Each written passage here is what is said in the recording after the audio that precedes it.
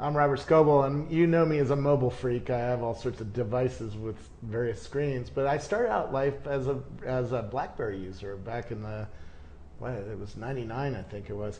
And I loved the keyboard because you could feel the keys. And Tactus has a way to do that on an optical or a flat surface keyboard like is on my Android phone.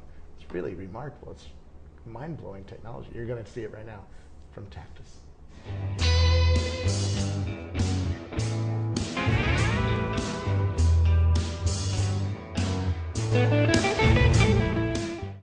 And who are you? My name's Micah Yairi. I'm the co-founder and CTO of Tactus Technology.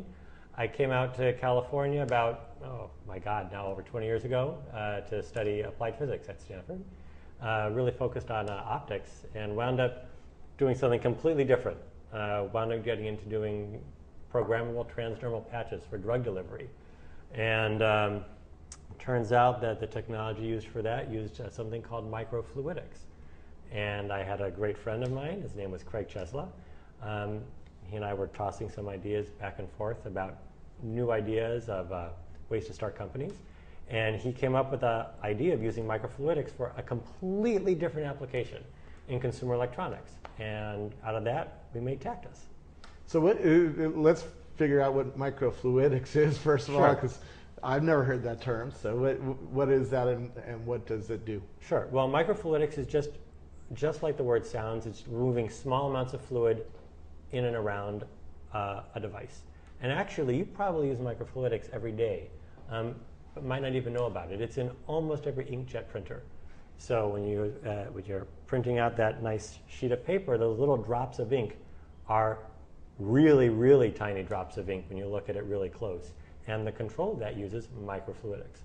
And so we are taking a similar type of approach towards consumer electronic devices, where we're moving fluid in and out of a very thin, transparent layer to make buttons physically come up out of a screen when you want them and then disappear when you don't. Let's get a demo because I've already seen it and it's pretty mind-blowing. It won some awards at CES and stuff like that. So it feels flat, right now. And it's just a regular old screen. So this is one of our programmable dynamic tactile touchscreens. So you can, as you just mentioned, it's pretty flat. But when we want to bring up and type a keyboard, boom. Wow. There you go. And these buttons just raised right out of the screen. Towards the camera. Yeah. There you go.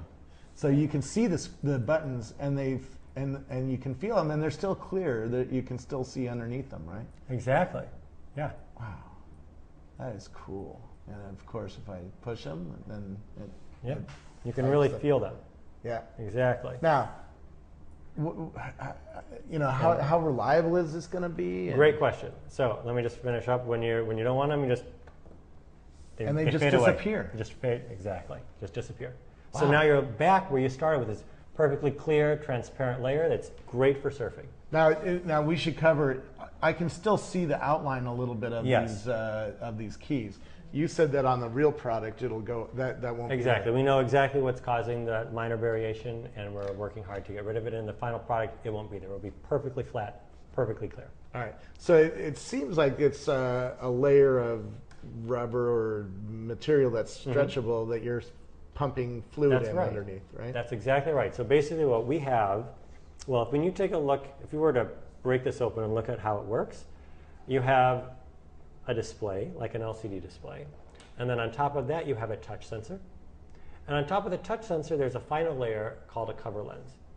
And our product, our tactile layer, is replacing that cover lens. So we sit on top of the touch sensor and the display. So you replaced the Gorilla Glass that's on my iPad, whatever. That is exactly right. Now, that feels a little bit more plasticky or rubbery. Yes. So right now, the material stack that we have in our device is actually a multi-layer stack up, where if you look carefully, it actually consists of all these little small channels running across the screen.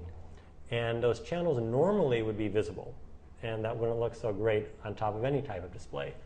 But what we do is we fill those channels with a fluid. And the fluid's optical index of refraction matches the index of refraction of the underlying material, the substrate. And so when they match, all of a sudden, light passing through it doesn't reflect or diffract, it simply passes straight.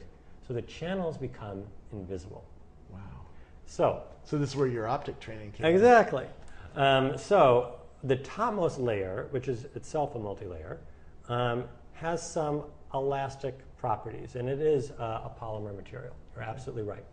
And so when we want buttons, what we do is we add a little bit of extra fluid to the system, and we have a series of incredibly tiny holes that connect those layers together. They're too small to see or to feel, but the fluid can pass up through them and actually create those real physical buttons that you can then rest your fingers on top of.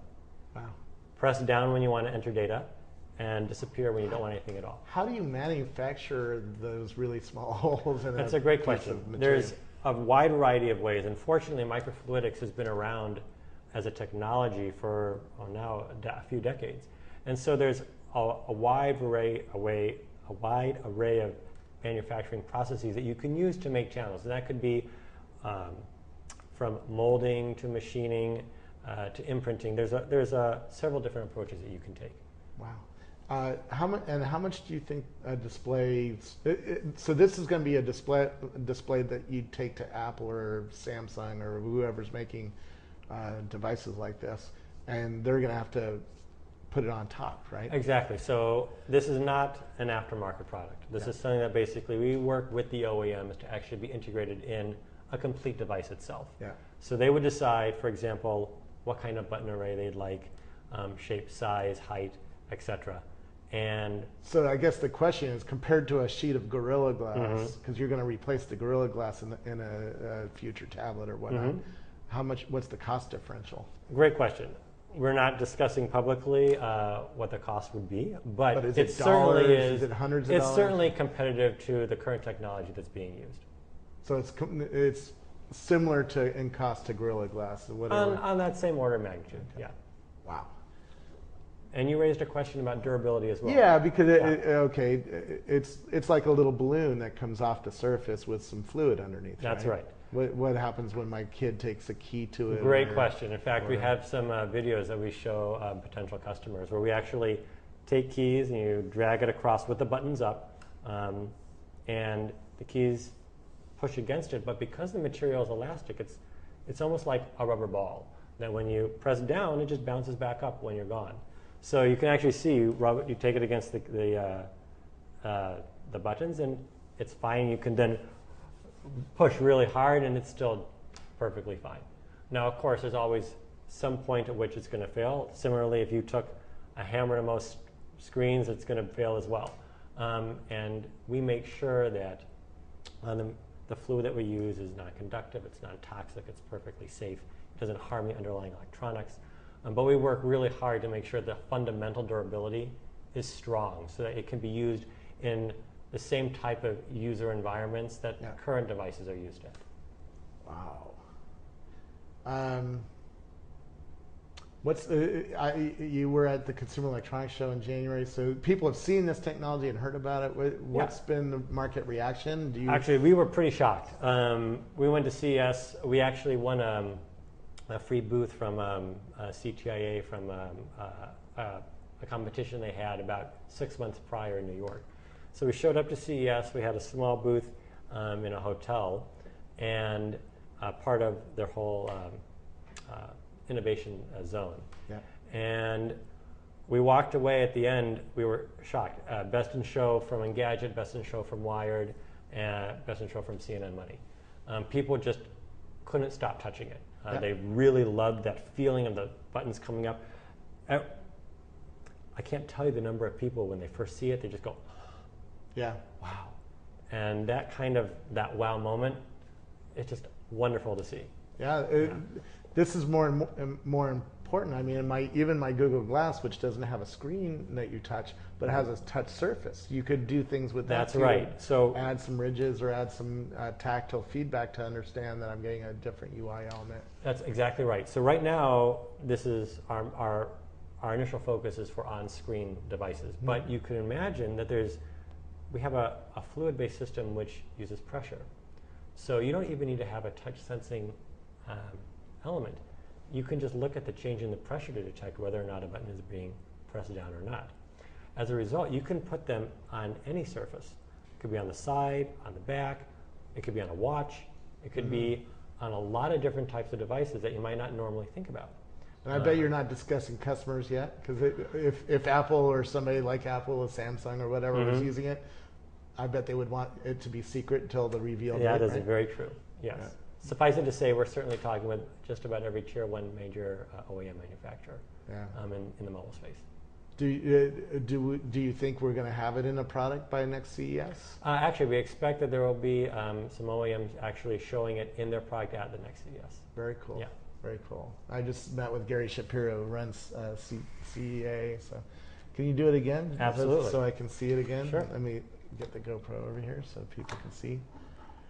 So here is just It's flat. flat. Yep. Then we bring up just a standard Android keyboard. Yeah. There you go. And they just pop up like that. They just pop up like that. Wow. Do that again a few times, and it just feels so good. I do understand why people would go crazy, and it goes back to flat within 3 seconds, something like that. How do you get it to go flat? Because So we even have a water balloon doesn't like to get empty. Really fast. We have a small controller that actually is an active component. We work really hard on making it very tiny so it can go lots of different devices, and we actively push that fluid in and out. Wow. Okay. So let's bring them up again. Hold on. I'm sorry. I'm touching. There you go. Go ahead. There we go. Wow.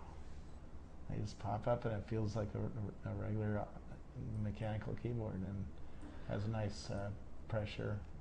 Now to get it to type, you have to. This one you have to get a little bit hard, but yeah, this one you just kind of do like this. That's why the current touch sensor set. Yeah. But actually, that's one of the things that's pretty exciting. You can custom tailor this so that depending on if you have the right touch sensor, for example, we're making a development kit, as we disclosed today, with Synaptics, so that you can actually rest your fingers on top of the buttons without entering data. So one of the key issues when it comes to actually improving usability of keyboards is both orientation and confirmation. Yep. And one of the things that you generally struggle with on flat keyboards is the ability to orient your fingers so that they know where they are to get that kinesthetic feel.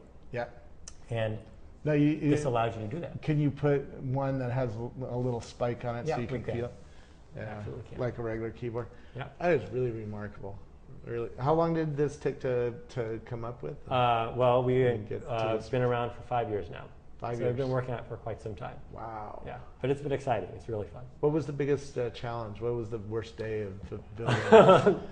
Well, certainly there's lots of different. Tell me about the day challenges. you almost gave up, because I'm sure in 5 years you probably said, "Damn." We had some tough times. The whole economy crashed. In 2008 and so forth. So getting this off the ground and running was a real challenge, actually. Okay. And those were some tough times. But actually, so for example, some of the engineering challenges that we faced are really trying to get that to be truly optically invisible. So there's many, many channels running through here. You've looked at it, you haven't even noticed that they're around. Yeah. And I can just see a little bit where those keys are, but exactly. I can't see the channels. And there's probably all these channels running through this. Yeah, there's channels all over the place. And so really figuring out how to make the material that way, to choose the right fluid, and to integrate them together so that you're left with this sheet of material that when you put it on top of, you actually, if you don't know that they're there, you just don't notice them. That's been a long time being developed. Yeah. So. How much was invested in your company to get it to this stage? Well, I believe we publicly disclosed that we had a Series A that we raised $6 million up, and that was led by Tom Invest Ventures. Very cool. Very cool. You're off to the rocket races now. Yeah, it's very exciting. It's great. It's going to be interesting to see this show up in a product, but this is quite remarkable. And thanks for coming in and showing it to me. Our pleasure. Thank you very much. Where do we follow your path through life, Tactus? Tactus, we have a Twitter. It's easy to follow. We have a website also, www.tactustechnology.com. Very cool. Thank you so much. Thank you.